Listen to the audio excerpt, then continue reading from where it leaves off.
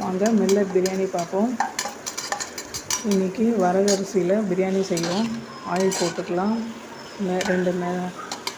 ரெண்டு கிராம்பு, ஏலக்காய், பட்டை, சோம்பு எல்லாம் போட்டு தாளிச்சிட்டு தக்காளி, வெங்காயம் எல்லாம் வதக்கிட்டு புதினா ஆட் பண்ணிக்கலாம், கொத்தமல்லி ஆட் பண்ணிக்கலாம், காய்கறி எல்லாம் ஆட் பண்ணிக்கலாம். என்னென்ன காய் வேணுமோ போட்டுக்கலாம். நான் கேரட் பீன்ஸ் ஆட் பண்ணியிருக்கிறேன். போட்டு கரம் மசாலா ஆட் பண்ணிக்கலாம், சில்லி பவுடர் ஆட் பண்ணிக்கலாம், சால்ட்டு தேவையான அளவு ஆட் பண்ணிக்கலாம்.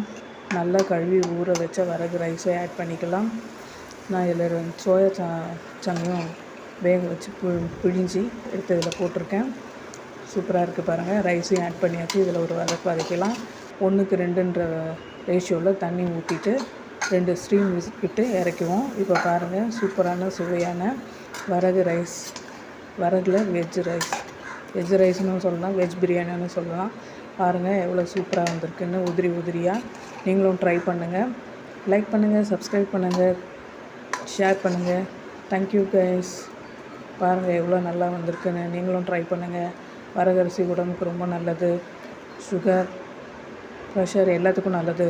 தேங்க்யூ.